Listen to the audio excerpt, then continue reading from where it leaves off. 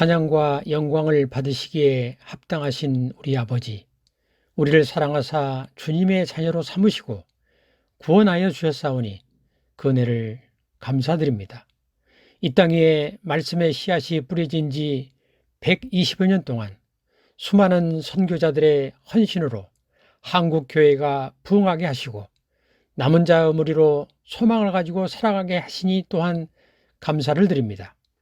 한 해가 저물어가는 이 즈음에 매일 사람을 만날 때마다 그들과 소통하기에 합당한 품성을, 삶 속에서 이웃을 그리스도께 인도하기에 적절한 은혜를 구사할 수 있기를, 이 땅의 욕망을 버리고 그리스도와 교제를 통하여 친밀해질 수 있기를 기도합니다. 우리의 속사람을 비워주시고 우리의 의지를 내려놓을 수 있게 도와주시며 우리의 생각이 하나님의 뜻에 일치하게 하며 전적으로 하나님의 뜻에 굴복할 수 있는 믿음을 또한 허락하여 주시옵소서. 우리의 귀를 열어 하나님의 미세한 음성을 듣게 하시고 눈을 들어 하늘을 바라볼 수 있게 하옵소서. 이 기도주의를 통하여 우리 죄를 자복하게 하고 회개하게 하여 새로운 심령을 회복하게 하시며 특별히 오늘 준비된 말씀을 선포하실 목사님이 역사하시어 하나님의 풍성한 성령의 은혜가 모든 듣는 이에게 함께하여 주시옵소서. 한국의 모든 교회가 위탁하신 선교 사명을 위해 헌신할 수 있도록 역사해 주시옵기를 거룩하신 예수님 이름 받들어 기도 올리옵나이다.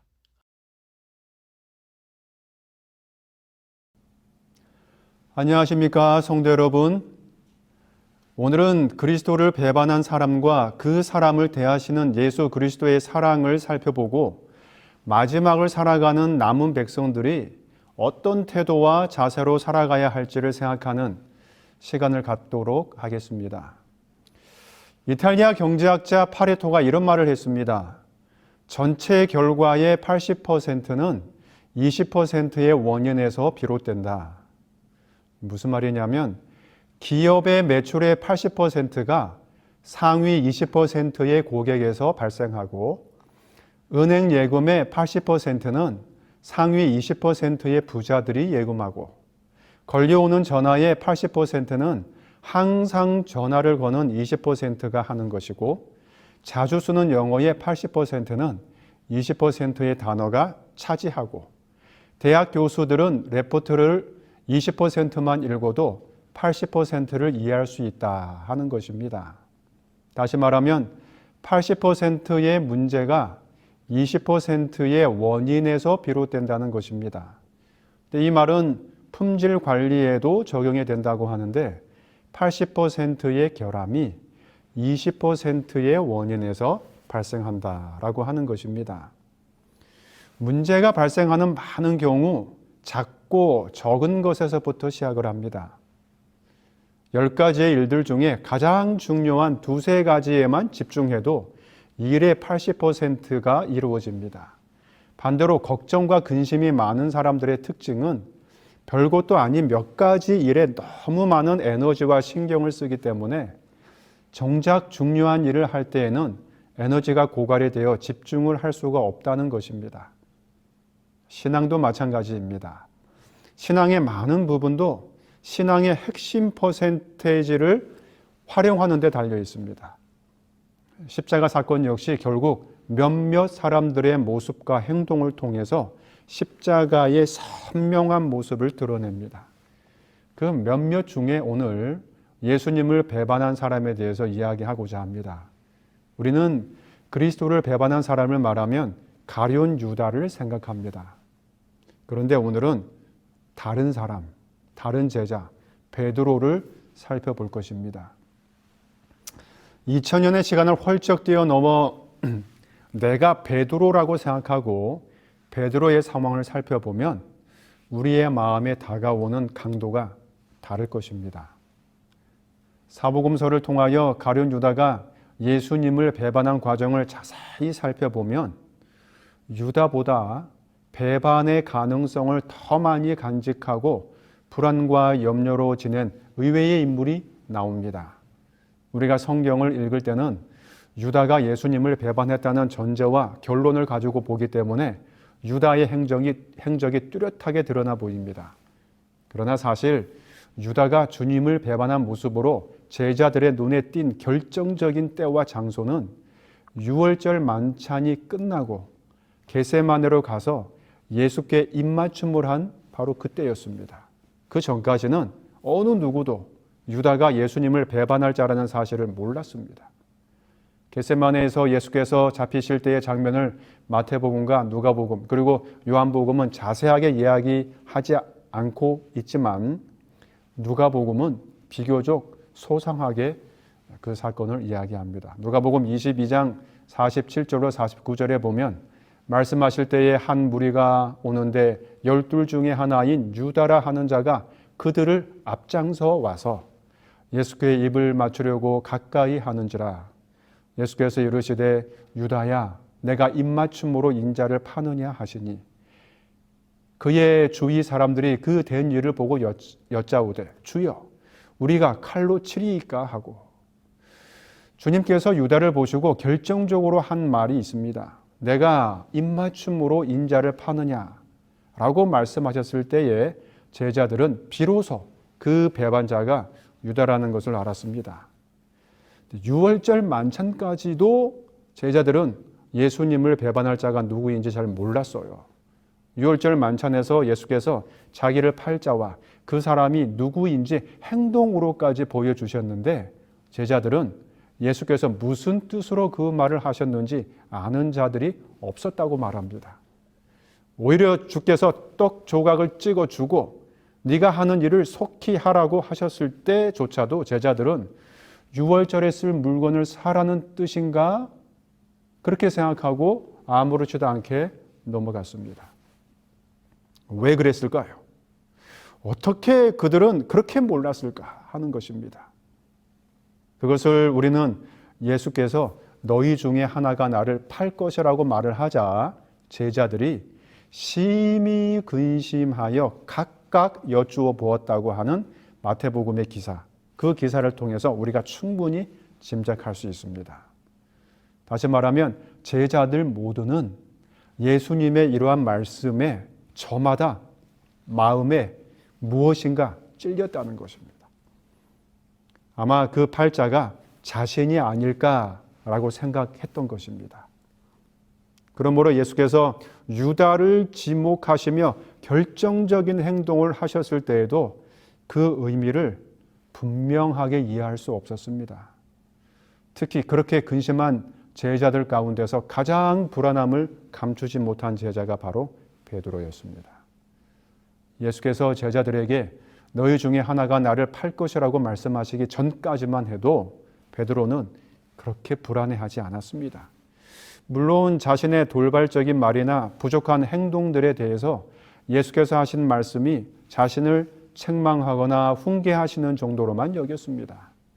그런데 예수께서 너희 중 하나가 나를 팔 것이라고 했을 때 과거의 자신과 관련되어 예수께서 말씀하시고 보이셨던 행동들이 주마등처럼 그의 머리를 스치고 지나갔을 것입니다. 그 일들을 한번 나열해 보면 사실 예수님을 배반할 자로 지목될 자는 베드로 자신일지도 모른다는 불리한 정황들이 너무나 많이 있었어요. 그 정황들을 우리가 좀 살펴보겠습니다. 첫 번째 불리한 정황은 요한복음 6장입니다. 이 말씀의 배경은 예수께서 5,000명을 먹이실 때의 사건에서 시작됩니다. 사람들의 배를 양식으로 채워주시자 예수님의 인기가 절정에 올랐어요. 그러나 주님은 사람들의 시선을 육적인 양식에서 영적인 양식으로 옮기셨고 그러는 중에 분위기가 급격히 다운되면서 사람들이 하나 둘씩 떠나갔습니다. 떠나가는 모습을 바라보며 예수께서 제자들에게 너희도 가려느냐? 라고 물으셨고 베드로가 영생의 말씀이 계심에 우리가 네게로 가오리이까? 라고 대답하였습니다. 베드로가 한 말을 들으시고 예수께서 곧바로 그러나 너희 중에 한 사람은 마귀라고 대답을 하신 것입니다. 이 마귀라는 언급을 공교롭게도 베드로가 말을 마치자마자 하신 것이 그 당시에는 아무렇지도 않게 지나갔지만 6월절 만찬에서 너희 중에 하나가 나를 팔 것이라는 주님의 말씀을 들었을 때 베드로의 마음에는 묘한 여운이 남았을 것입니다. 두 번째 불리한 정황은 가이사랴 빌립보에서 일어난 일입니다. 마태복음 16장 23절에서 예수께서 돌이키시며 베드로에게 이르시되 사단아 내 뒤로 물러가라 너는 나를 넘어지게 하는 자로다.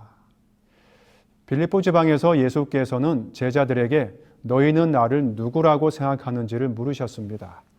이때 베드로가 주는 그리스도시요 살아계신 하나님의 아들이라고 멋지게 대답했습니다.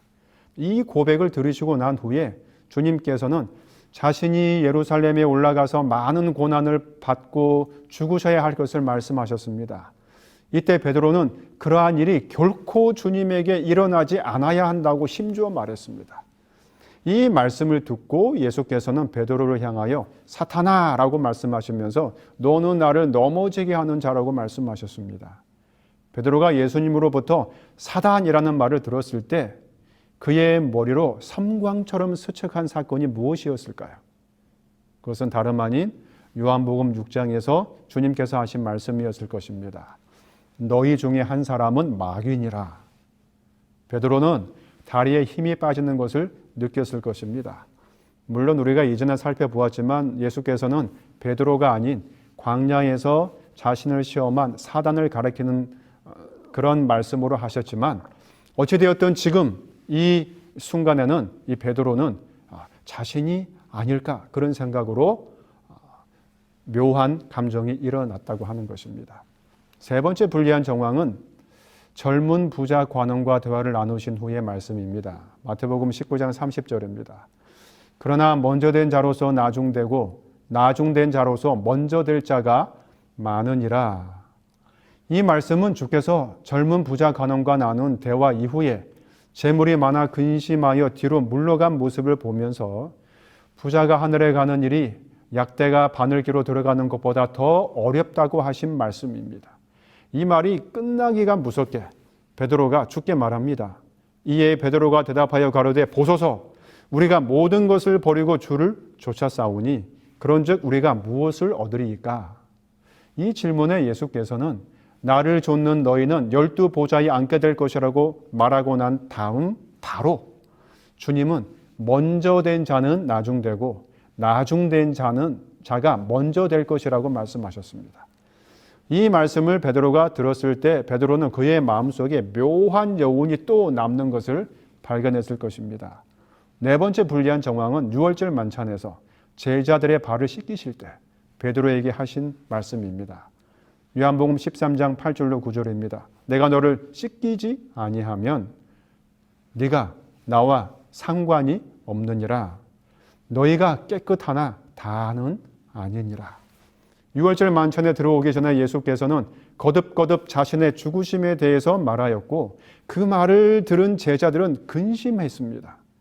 물론 베드로도 예외는 아니었습니다. 베드로 자신에게 계속되는 예수님의 경고성 발언을 들으면서 자신도 모르게 이 베드로는 예수님과 거리를 두게 되었습니다. 우리는 이 사실을 유월절 만찬에서 제자들이 자리를 잡고 앉은 모습을 통해서 보게 됩니다. 시대의 소망에서 화인 여사는 이렇게 언급합니다. 643쪽에 유다는 왼쪽으로 그리스도의 다음 자리를 헤치고 들어갔으며 요한은 바른 편으로 나아갔다. 그러면 그렇게 나서기를 좋아했던 베드로는 어디에 있었습니까? 그는 이미 예수님과 거리를 두고 있었습니다. 이 거리감은 예수께서 대제사장의 집에서 신문을 받을 때에도 계속되었는데 베드로가 멀찍이 예수를 쫓아 대제사장의 집들에까지 가서라고 마태복음 26장은 말합니다. 예수께서는 제자들의 발을 씻기시고 그 두르신 수건으로 씻기기를 시작하여 시몬 베드로에게까지 왔습니다. 놀랍고 당황한 베드로는 예수님의 손을 밀쳐내며 자신의 발을 씻기지 못한다고 그렇게 이야기했습니다. 이러한 행동에 대해서 예수께서는 씻기지 아니하면 자신과 아무 상관이 없다고 말씀하셨고, 이 말에 더욱 놀란 베드로는 자신의 발뿐만 아니라 손과 머리도 씻겨줄 것을 요청했습니다. 그러나 그러한 일이 필요 없다고 말씀하시면서 한마디 말을 던지셨습니다. 그 말이 바로 너희가 깨끗하나 다는 아니니라였습니다. 여러분이 베드로였다면 이 말이 어떻게 들렸겠습니까? 그리고 하필 이러한 때에 문제의 말이 터져 나왔어요. 예수께서 발을 다 씻기시고 몹시 괴로운 마음으로 너희 중 하나가 나를 팔리라 라고 말씀하셨습니다. 이 말을 들은 제자들은 심히 근심이 되었어요. 그 중에서도 가장 근심이 되고 가슴이 철렁 내려앉은 사람은 누구였을까요? 두 사람이었을 것입니다. 하나는 방금 전까지 대제사장들과 결탁을 한 유다였을 것이고, 또 한 사람은 베드로였을 것입니다. 여기까지 오면서 베드로는 정말로 자신이 예수께서 지목하시는 자일지도 모른다는 생각을 했을 것입니다. 왜냐하면 우리는 다음의 성경절에서 충분히 이것을 추측할 수 있습니다. 요한복음 13장 23절 24절입니다.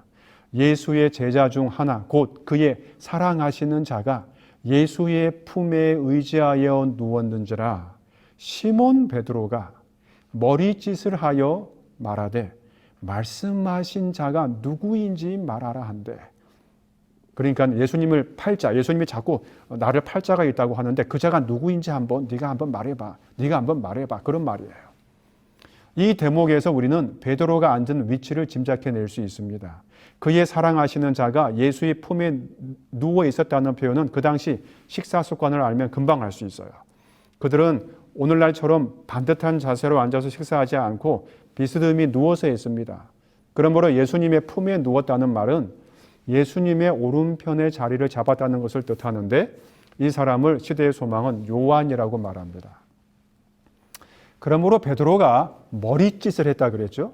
이것을 표준 세번역에서는 고갯짓을 했다, 공동 번역에는 눈짓을 했다고 번역을 했습니다. 그래서 베드로가 머리짓을 할 때에 그 머리짓을 알 수 있는 위치에 있어야 합니다. 그러려면 요한과 같은 줄에 있어서는 힘이 들어요. 요한을 마주 보든지 적어도 비스듬한 각도에서 마주 보기라도 해야 이 베드로가 고갯짓을 할 때 요한이 알 수 있었어요. 다시 말하건대 베드로는 예수님과 거리를 두고 있었습니다. 베드로는 불안하여 견딜 수가 없었습니다. 이제는 감히 예수께 직접 물어볼 수도 없었어요. 그는 점점 더 위축되어져 갔습니다. 그래서 그는 가장 나이 어린 요한에게 고갯짓으로 그 신호를 보내서 물어보게 했던 것입니다. 그만큼 베드로는 매우 위축되어져 있었어요.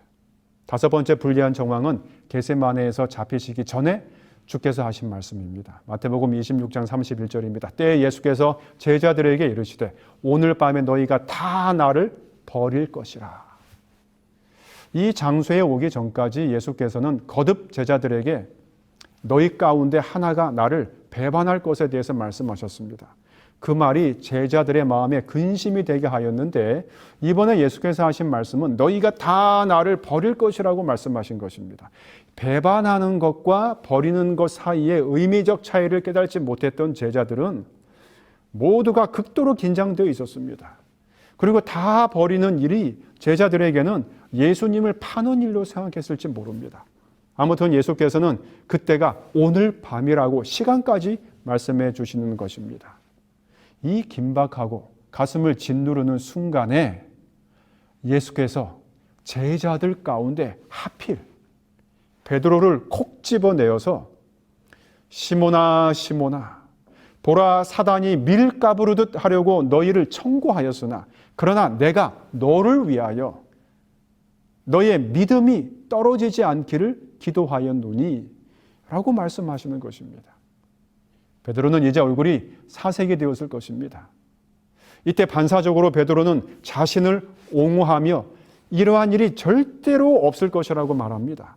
다 주를 버릴지라도 나는 언제든지 버리지 않겠습니다 라고 말하면서 주와 함께 오게도 죽는데도 가기를 준비하였다고 호언장담합니다. 이 말을 들으시고 예수께서는 오늘 이 밤 닭이 2번 울기 전에 내가 3번 나를 부인하리라 이렇게 말씀하셨습니다. 베드로는 정신이 없었습니다. 어떻게 내가 주님을 부인할 수 있단 말인가? 그는 이 말을 듣고 힘있게 말하였습니다. 내가 주와 함께 죽을지언정 주를 부인하지 않겠나이다. 아주 강력하게 이야기했습니다. 사실 그는 엄결결에 이 말을 하고 만 것입니다. 이 사건, 베드로가 주님을 부인한 사건을 우리가 좀 더 살펴보겠습니다. 예수를 잡은 자들은 먼저 대제사장 안나스에게로 갔습니다. 안나스는 가야바의 장인이었습니다. 상황은 긴박하였습니다. 이러한 상태에서 베드로는 전처럼 자신 있게 자신의 거취를 표명하지 못하고 멀찍이 주님을 쫓아 대제사장의 뜰에까지 갔습니다. 자신감도 없었을 뿐더러 겟세마네에서 칼을 들어서 귀를 내리친 자가 하필이면 대제사장의 종이었기 때문이기도 했습니다. 베드로가 문 밖에서 서성이고 있었을 때에 다른 제자가 문 지키는 여자에게 잘 말해서 베드로를 안으로 데리고 들어왔습니다. 이 제자를 화인 여사는 요한이라고 시대의 소망 710쪽에서 말합니다. 요한이 이 베드로를 이 뜰 안으로 데리고 들어왔어요. 베드로는 극도로 의기소침하여 있었기 때문에 아무도 자기가 예수님의 제자라는 사실을 알기를 원하지 않았습니다. 그저 불가에 쪼그리고 앉아 있을 때 그만 일이 터지고 말았습니다. 방금 문을 지키고 있던 그 여인이 불을 쬐던 베드로를 알아보고는 너도 갈릴리 사람 예수와 함께 있는 사람 아니야? 그렇게 물었어요. 다그치듯이 물었어요. 이때 베드로는 모든 사람 앞에서 부인하였습니다. 이때 시대의 소망에서는 닭 울음소리가 한 번 들렸다고 언급합니다.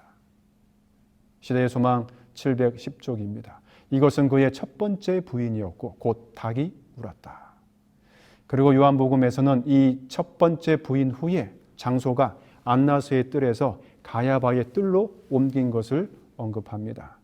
이곳에서 베드로는 2번 더 주님을 부인하였는데 그 부인의 강도가 더 세지는 것을 마태복음은 놓치지 않고 이야기합니다. 다른 요정이 또다시 그가 예수와 함께 있지 않았느냐고 물었을 때 이번에는 베드로가 맹세하고 부인하였습니다. 그리고 마지막 3번째에는 베드로에게 귀를 베어 버려온 사람의 일가 중에 하나가 내가 그 사람과 함께 동산에 있는 것을 내가 보았다 라고 말을 했고 베드로는 더 열을 내면서 이번에는 저주하며 맹세하면서까지 예수님을 부인하였습니다. 이때 마가복음은 닭이 두 번째 울었다고 이야기를 하고 있습니다. 마지막 3번째 주님을 신랄하게 부인하고 난 다음 청청병력 같은 닭 울음소리가 들렸고 바로 그 순간 누가복음에서는 예수께서 베드로를 보셨다고 기록합니다. 누가복음 22장 61절입니다. 예수께서 돌이켜 베드로를 보시니 이 순간을 시대의 소망은 다음과 같이 묘사합니다. 비열한 저주의 말이 베드로의 입에서 발해지며 드높은 닭의 울음소리가 아직도 그의 귀에 울리고 있을 그때에 구주께서는 얼굴을 찌푸린 재판장들로부터 얼굴을 돌려 그분의 가련한 제자를 유심히 바라보셨다. 그와 동시에 베드로의 시선도 주님께 이끌렸다. 그 부드러운 얼굴에서 그는 깊은 동정과 슬픔을 볼 수 있었을 뿐 분노의 그림자는 추호도 볼 수 없었다. 모든 정황이 예수님을 팔자가 자신일지도 모른다는 생각으로 심히 위축되어 움츠리고 주님을 부인했던 베드로를 주님은 이러한 사랑으로 대하셨습니다. 베드로는 이때 주님의 깊은 사랑을 느꼈습니다. 여전히 실수와 오점투성이인 자신을 바라보시는 주님의 모습에 베드로의 마음은 녹아내렸습니다. 가룟 유다는 돈으로 예수님을 팔았다면 베드로 자신은 주님을 부인한 말로 예수님을 팔았던 것입니다. 그러나 다행인 것은 베드로는 주님께서 고개를 돌리셔서 자신을 찾아낼 수 있을 만큼의 거리에 있었습니다. 여기서도 우리는 영적인 교훈을 배울 수 있습니다. 우리가 잘못을 했던, 실수를 했던 중요한 것은 주님과 가까이 있어야 한다는 사실입니다. 십자가의 한편 강도처럼 말이죠. 주님께서는 베드로를 책망하지 않으시고 부드러운 시선으로 그를 바라보셨습니다. 이러한 주님의 시선은 오늘날에도 계속됩니다. 비록 실수하고 그릇된 길로 갔던 우리들을 주님은 여전히 베드로를 보시던 눈빛으로 우리들을 바라보십니다. 이것이 마지막을 살아가는 우리들을 인도하시는 우리 주님의 모습입니다. 베드로가 예수님을 부인한 사건이 오늘 우리들에게 무엇을 말해줍니까? 사실 이 사건을 좀 더 자세하게 논하기 위해서는 마태복음 23장 후반부부터 살펴보아야 합니다. 예수께서는 유월절이 다가오면서 서서히 자신의 죽음을 준비하기 시작하셨습니다. 그 중에서도 그분의 마음을 가장 아프게 한 것이 있다면 그것은 석양 노을 빛에 반사되어 찬란하게 빛나는 예루살렘을 바라보시면서 하신 말씀입니다. 마태복음 23장 37절로 39절입니다. 예루살렘아 예루살렘아 선지자들을 죽이고 내게 파송된 자를 돌로 치는 자여 암탉이 그 새끼를 날개 아래 몸같이 내가 내 자녀를 모으려 한 일이 몇 번이냐. 그러나 너희가 원치 아니하였도다. 보라 너희 집이 황폐하여 버림받으리라. 내가 너희에게 이르노니 이제부터 너희는 찬송하리로다. 주의 이름으로 오시는 이여 할 때까지 나를 보지 못하리라 하시니라. 예수께서 이 땅에 오신 이유는 그들을 품에 안으셔서 영원한 구원을 주시기 위함이었습니다. 이 땅에서 공생애를 사시면서 주님은 가난한 자들, 병든 자들, 상처받은 자들, 귀신 들린 자들, 억울한 누명을 쓴 자들, 서러움을 당한 자들, 사별로 몸부림치는 자들, 배고픈 자들, 목마른 자들을 다 끌어안으셔서 그들에게 위로와 구원을 주시고자 하셨습니다. 그러나 그들은 이러한 주님의 말씀과 행동을 이해하지 못하고 끝내 배척하고 말았습니다. 끝내 주님을 밀쳐내었을 때 주님은 어쩔 수 없이 성전을 나오셔야 했습니다. 이것이 마태복음 24장 1절에 나옵니다. 예수께서 성전에서 나와서 가실 때에, 이 구절에는 동사가 2개 나오는데 나와서라고 하는 단순 과거형과 가실 때에라고 하는 미완료 형태가 같이 나옵니다. 우리가 잘 아는 대로 이 미완료는 행동이 끝나지 않고 계속되는 것을 묘사할 때 쓰는 동사라고 제가 이야기했습니다. 다시 말하면 예수께서는 암탉이 새끼를 날개 아래 모으려고 한 것 같이 그분의 자녀를 모으려고 하였지만 끝내 거절하자 성전을 나오신 것입니다.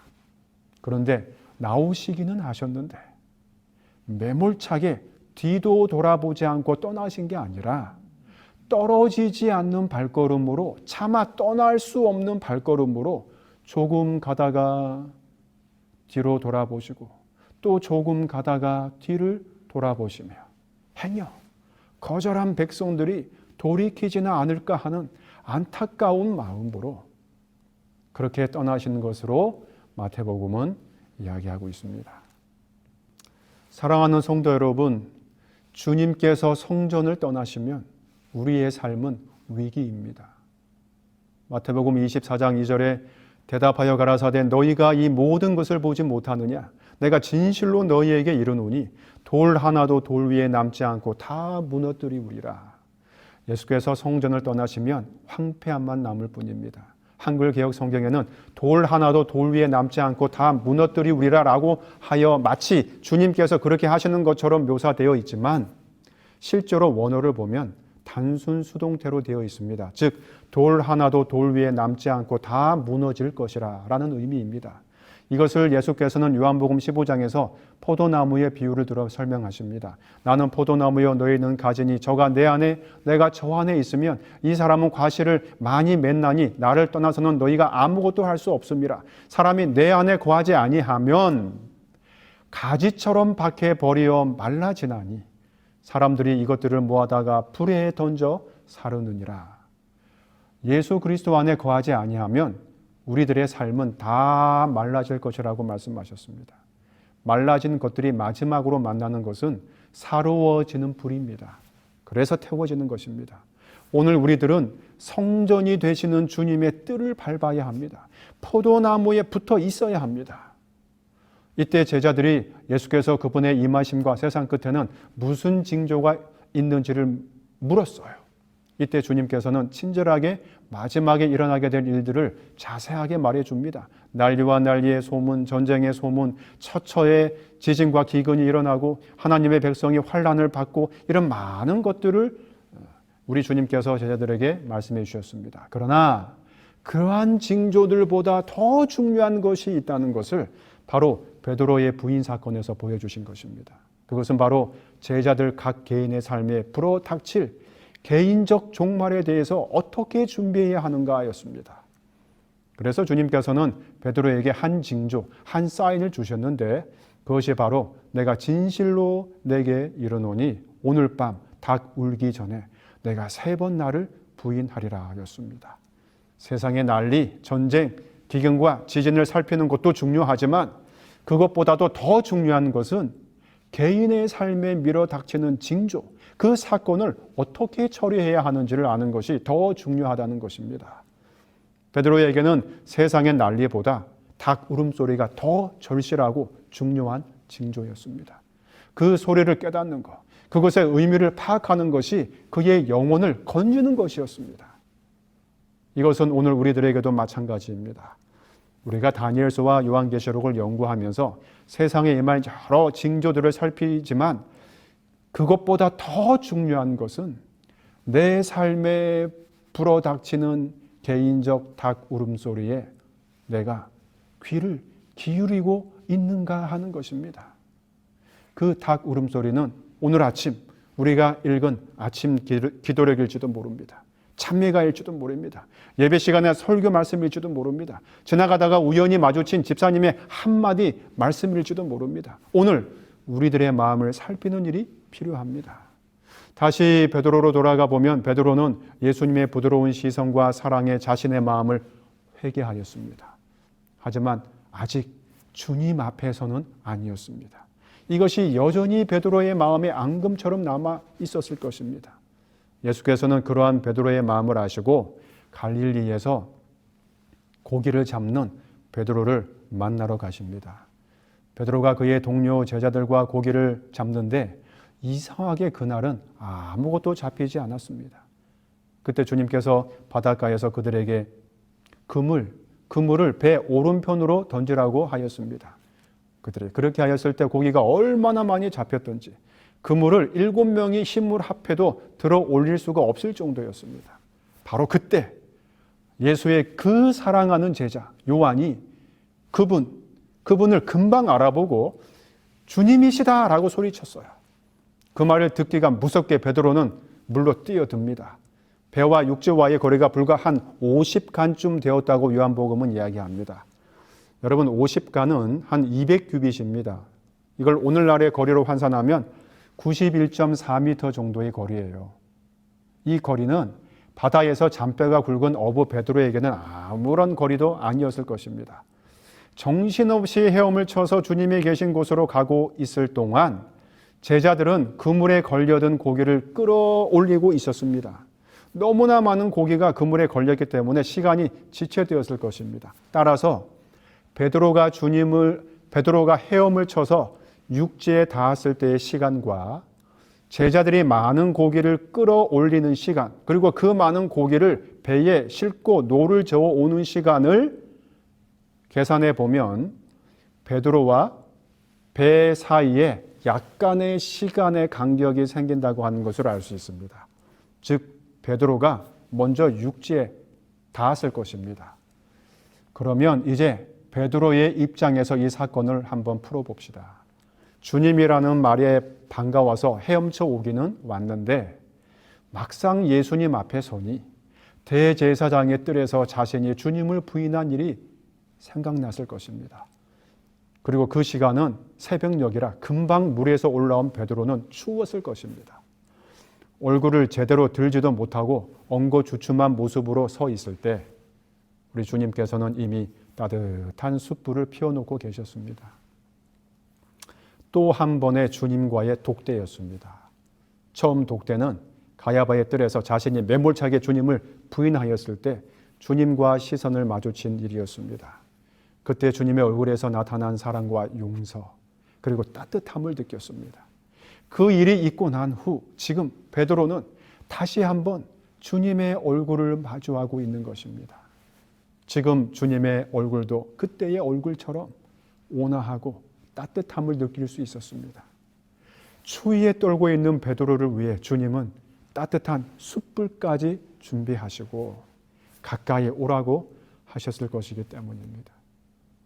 주님은 항상 그러하십니다.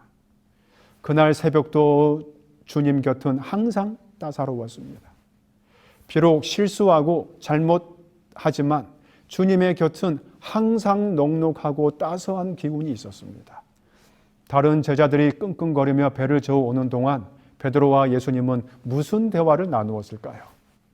하늘나라에 가서야 물어볼 일입니다. 그러나 우리가 한 가지 추측은 할 수 있는데 그것은 제자들이 다 도착하고 제자들 앞에서 주님이 베드로에게 물으셨던 내용입니다. 예수께서는 베드로에게 자신을 사랑하는지를 3번 물으십니다. 이것은 베드로를 매우 구체적인 방법으로 회복시키시고자 하시는 예수님의 방법이셨습니다. 겟세마네에서 3번이나 기도에 실패한 베드로, 대제사장의 뜰에서 3번이나 예수님을 부인한 베드로, 그러나 이제 갈릴리 바다에서 그는 주님의 따뜻한 사랑으로 회복합니다. 사랑하는 성도 여러분, 이러한 주님이 마지막을 살아가는 우리들을 인도하시는 분이십니다. 마지막 대쟁투에서 우리 곁에서 우리에게 힘을 주시며 우리들을 인도하시는 분이십니다. 이러한 주님을 끝까지 놓치지 않는 여러분과 제가 되기를 간절히 바랍니다. 은혜로우신 하나님 아버지, 자신이 어쩌면 주님을 배반할 자인지 몰라서 그토록 떨며 위축되었던, 그래서 주님을 부인했던 베드로를 한마디의 비난이나 책망 없이 사랑과 동정으로 감싸 안으신 주님이 우리의 주님이심에 감사합니다. 가야바의 뜰과 같은 세상에서 우리들이 실수하며 좌절할 때에 베드로를 보셨던 주님의 얼굴을 우리도 바라보며 우리의 마음속에 있는 죄들을 다 주님 앞에 내어놓게 하여 주시옵소서. 그래서 베드로를 회복시키셨던 주님께서 우리의 삶을 어떻게 회복시켜 주시는지를 볼 수 있는 복을 우리에게 주시옵소서. 예수님의 이름으로 기도하옵나이다.